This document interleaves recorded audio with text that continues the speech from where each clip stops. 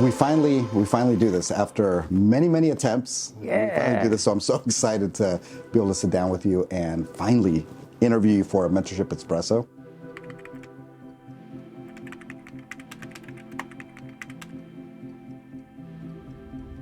So I guess I'd just like to start off with just sharing with us about yourself and what you do. Yeah.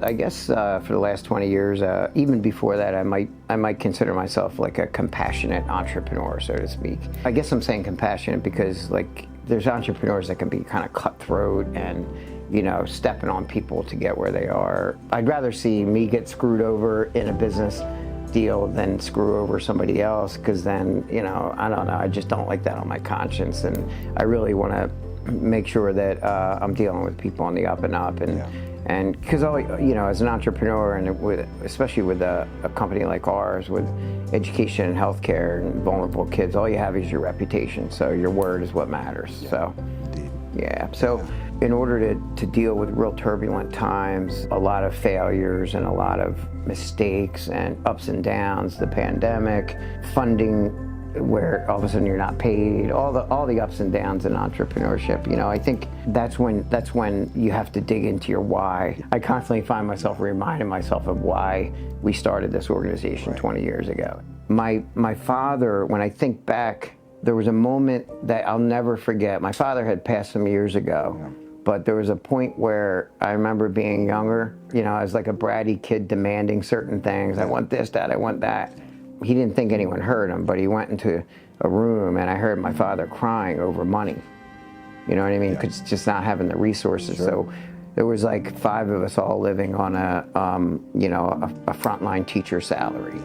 Feeling so bad that I even asked for something, and that my dad was working his ass off to provide for our family, realizing that I don't ever want to be in that situation that my father was in, where I can't provide.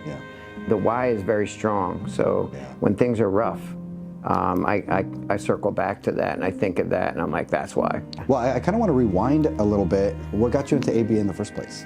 Oh yeah, well, that one's a little embarrassing, but I'll tell you, I'll just be transparent. This is a space. I had a full ride for wrestling to West Virginia University.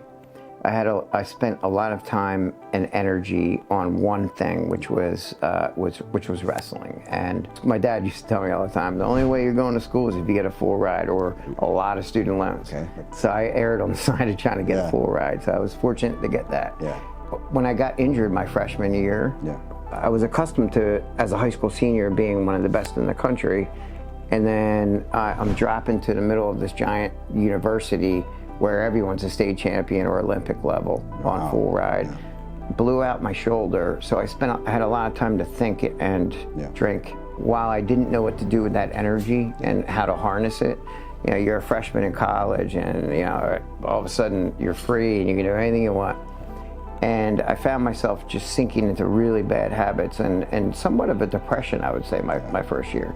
I went to a counselor there that was from the university. I spilled my guts about the things that I was going through and that I don't know what to do with myself because I'm so used to being full force with wrestling, and now all of a sudden I have this idle time on my hands and it's resulting in not such great behavior. And I'll never forget it. She said to me, after 4 or 5 sessions of spilling my guts, she said to me, you know, I really don't know what to tell you. I haven't heard of these kinds of problems. And I felt like not that it hasn't evolved. Maybe my clinician wasn't the best, and there's a lot of value in counseling. I felt like it was talk therapy, and there was no intervention or concrete intervention at the end. So back to the question, why did I go into behavior analysis? I wanted to find a way to solve some of my own problems and correct my own demons with something that's evidence-based, that's concrete. And coming across Dr. Ernest Vargas and Julie Vargas by taking their class at WVU, I started realizing that your behavior is really just about how you engineer your environment. So I started to realize that instead of just talking to someone, there were actually manipulations in the environment I could engage in that would produce desirable results. So I loved that behavior science was almost similar to engineering, because it's very lawful. And when I started to learn that, I was like, wow, this applies to my own mental health because here are antecedent strategies that can prevent me from getting in this situation. Here's functional equivalents that I can engage in to harness my energy instead of doing stupid things in college. Sure. That was pivotal for me. I was like, wow, there's a science that... Was that the moment that you said, this is what I'm going to do for a living? Or not yet, not yet. When was that moment when you know, because that you're now moving in that direction, and you dropped two names that I want to circle back to, but before I do that, I'm curious, what was the moment where you're like, this is what I'm going to do for the rest of my life? I would say after having multiple experiences with the application of behavior analysis. So I was fortunate enough that my advisor, Julie Vargas, and her husband, Dr. Ernest Vargas, a great behavior analyst in his own right, allowed me to teach their course as my graduate assistantship, because I pretty much chased them down. I'm like, I really want to learn. I was always at their door. You know, you go after opportunities, and when they present themselves. And by teaching the course, I still remember Julie and Dr. Vargas, they would take turns being in the back of the room, actually tallying interactive responses by the students. So I'm teaching college students. I'm really not much older than them, but they were taking like a frequency count of the interactive responding and putting on an acceleration chart, and then showing me over time that I was able to evoke more responding from students. So that was really cool. I had the opportunity to do an internship with Continuous Learning Group. Okay. So at Continuous Learning Group, actually I just saw my mentor here from there, Dr. Julie Smith. Awesome. Yeah. And what was really cool there is they took the behavioral psych department at West Virginia University and the industrial engineering department, and they blended them at WVU to be called the Center for Entrepreneurial Studies and Development. And it was interesting because certain forms of industrial engineering and behavior science are very similar. It's lawful, right? So that was born into the CESD, they called it. And at some point, Julie and Dr. Leslie Braxick decided to go on their own, and then they created Continuous Learning Group. And at that point, I was able to do these internships with them, seeing that the application of behavior science produced huge business results. Yeah. Between the teaching experience, that, and then my third experience in West Virginia, I was going into homes, doing functional behavior assessments through what was called the Autism Training Center out of Marshall University. Okay. And every single area, I saw that the principles made an impact. Yeah. And that was the moment. It was kind of not one moment, but the culmination of seeing the science make such an impact in business, vulnerable kids in West Virginia in their homes, you know, and then in the classroom. Yeah, fascinating. And that's what you said. That's why I was like, I'm going to keep studying this. Yeah. Who would you say have been key mentors in your professional progression that, you know, so those people that I wouldn't be here if it wasn't for these people, and who are they, what they do? Tell us about that. You know, you would think it might be in the behavior analytic world, but it's kind of a variety. My father served as a mentor to me, just seeing his work ethic. Yeah. You know, and then that moment I told you about, like certain pivotal things stuck with me. A couple of my wrestling coaches, Nate Carr and Craig Turnbull at West Virginia, they pushed me. You know, they really pushed me in a way that was supportive too. I mean, I'll never forget, I think some resilience and things like that in business that I apply now, some of that occurred on the wrestling mat. And there was a time that Nate Carr, who's a 3-time NCAA champion, Olympian, bronze medalist, I tried a certain move that he told me not to do against Penn State. So it was WVU against Penn State, 2 D1 schools in the top 10. And I didn't listen to him because I saw him doing it on video, and I'm like, I got this. Yeah. He's like, don't do it until you have it fluently. Yeah. He's like, you have the mechanics down well, but you don't have the fluency of this move down. Yeah. So I didn't listen to him, unfortunately. And against Penn State, I tried that, and I didn't have it down to the speed of execution to be effective. Got thrown on my back, lost by a point, and then West Virginia lost by a point. So, you know, not that this is the kind of mentoring that people really want, but it taught me a lesson. What he did is, on the way back from State College to Morgantown, West Virginia, he made me get out of the bus in the mud, it was raining, in this ditch, and drill it over and over again. Not fast enough, and he kept timing it. He wouldn't let me end it until I hit a certain like millisecond this or was in the something mud. like You that. were in a ditch in the mud, you know, just dirty. beating me down. And I saw it as him teaching me the importance of fluency. So what I learned is that, you know, as a mentor there, like I really learned a lesson about fluency, that you can do something accurately, you know, just like in business, until you can do it fluently, it's not going to generalize. You're not going to be effective at that until you can do it at a certain speed. For those that might not know who Julie Vargas is, if you don't mind sharing who she is, because she's Julie is B.F. Skinner's daughter. I have the fortunate opportunity to be part of the advisory board of the foundation, so I go up there, and Julie, I've learned so much from her about also about fluency and the importance of precision measurement. Her taking such a kind approach, just like her father, B.F. Skinner, would lead with positive reinforcement. She was the same way. At all costs, I've learned to try to deal with people with positive strategies, that the carrot works much better than the stick. If you're constantly getting people to do things through threatening means, I'm going to do this to avoid that, you're going to get the bare minimum. Sure. Julie, and the way she and Dr. Ernest Vargas, the way they inspired me, it was constantly through positive means and giving me things to shoot for, so that had an impact on me. I constantly am searching for mentors, just like you are. Yeah.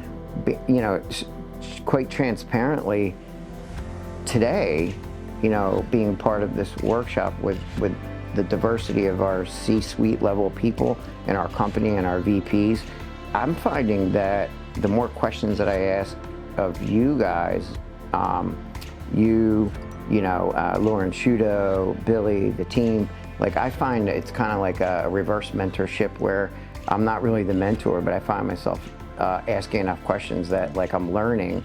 So I find myself that almost every opportunity can be a mentorship moment, you know. So I really learn a lot from the people that I'm working with directly, because it's constantly reciprocal. Right. I was just about to use the word reciprocal, like reciprocal mentorship. Yeah. Reverse mentorship. That is a thing. You know? Yeah. So it's interesting that. There's some of the influences in my life. My mom is, I was adopted, and my mom's an immigrant from Germany. And we look nothing alike. We have nothing in common, but I'll tell you what, her work ethic, second to none. And that was a real impact on me as well. Yeah. Are you currently mentoring people now, and what do you try to instill in those that you mentor? Probably find 90% of my day in a mentoring opportunity. What I try to instill is transparency, honesty, and then independence. Anyone that I'm mentoring, I hope how they feel is that they can make as many mistakes as needed, because it means they're trying, and they're taking risks to innovate.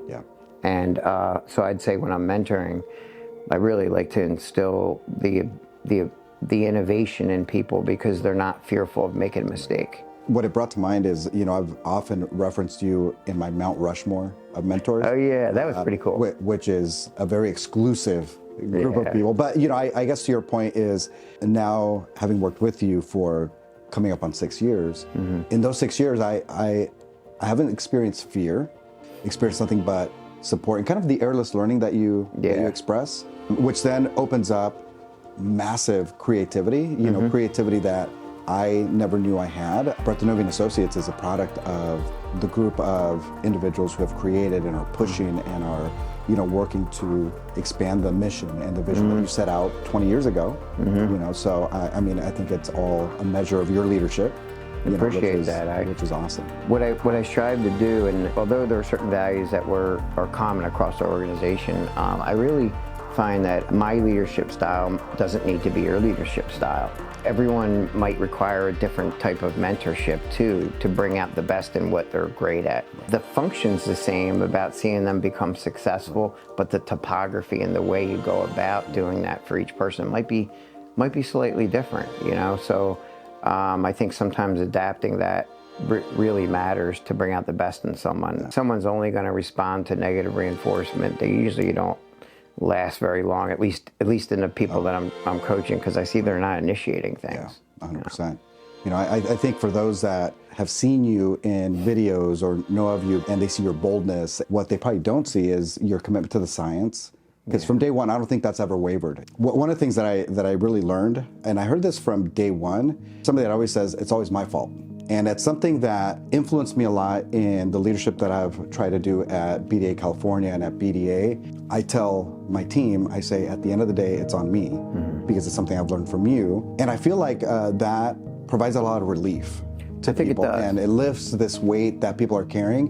And again, it also allows for the creativity and just for people to push the envelope, things that you mentioned, take risks, because you've already set the stage to say, at the end of the day, it's on me. You go do your thing, and it's almost like just to people to be free to act. As somebody that's experienced it, it's very impactful.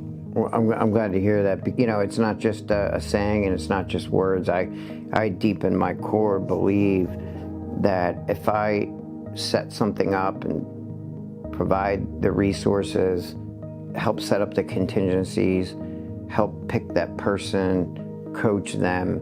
But if something goes wrong, in the end, it's going to fall on me, and I'm okay with that. Yeah. You know what I mean? Like, to be okay with it is important. Like you said, you're taking accountability for the folks that you're coaching, and what it also means is that when I'm giving you feedback, you know that it's a team. That if you're successful as a result of the feedback I gave that might have stung a little bit, you know that I genuinely want to see that success in you. Two last questions. Where do you see the field of ABA headed? What do you see the future of our science and practice? Well, that could go long, but we don't really know. But we know that it has to be controlled and it has to be done responsibly. One of the things I think that the field is probably going to have to be ready for, and that we're already working on, is the use of artificial intelligence and how that can not replace humans, but augment and be a tool to improve other people's lives. Because at times I think AI is going to be better at catching cues that can also help coach people to shape behavior. So in other words, like, we easily can miss successive approximations and small steps towards progress. Machine learning might be a bit better at that and even know when to back up again. On a Friday, at the last day before Christmas break, they've been able to work an individual through 5 tasks, and they're on number 5 of a token system, and they're doing really great. But then there's a break. They come back on a Monday, January 2nd, and they're still trying to do 5 tokens, and then there's a ratio strain. So I really think things like artificial intelligence will be able to precisely measure, when it is that you back up things, when you can help move someone forward. I think the metaverse is going to play a really huge part in the future of performance when it comes to both employee training and students, because if you can just picture the fact that it's a little bit more cost effective, if you can simulate conditions, training conditions, do it in a controlled setting, no one's at risk while you're making mistakes. I think that's really going to be a future for behavior analysis as well. There's some great things ahead of us. I mean, since the start of my career to where it's at now, it's evolved so much, but I think the explosion of technology and artificial intelligence, it's going to be mind-blowing stuff, but exciting stuff. It's just got to be handled responsibly, right? What would you like to be known for at the end of the day, when all is said and done, you hang up your ABA clipboard? What would you like to be known for? A good dad. Being a dad and a spouse, that the legacy can go on, at least that there's some things that I have had an impact on for my children, and also knowing that possibly there's maybe one thing that I was able to pass on through all my failures, that someone like yourself or someone that I'm a mentor for, that carried on, that legacy carried on. Time is very finite, building, scaling an organization, building abundance. Money can be infinite depending on the situation and how you go about it, but time is finite. Yeah. So making sure that every minute counts. Yeah. That I would like to be known for, I guess, that each action that I take is having an impact on the greater good, and that the science is not just helping individuals on the autism spectrum, but it's helping everything from the environment to responsible use of AI to mentorship. Yeah, indeed.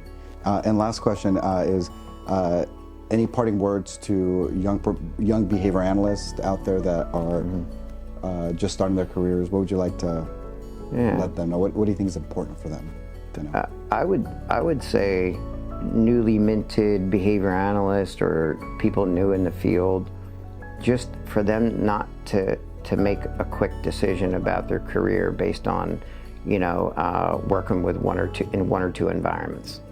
So in working in one home with a learner is drastically different than another with a different family. Working in school is different.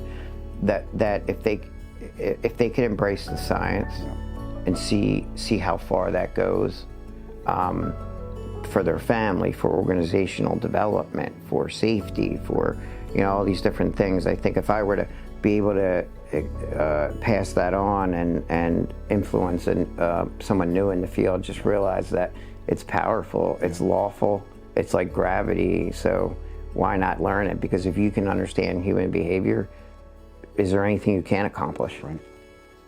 Indeed, my man. Yeah. Thanks. Thank you, man. For mentorship and your inspiration. You are changing the world. So appreciate you. Appreciate it.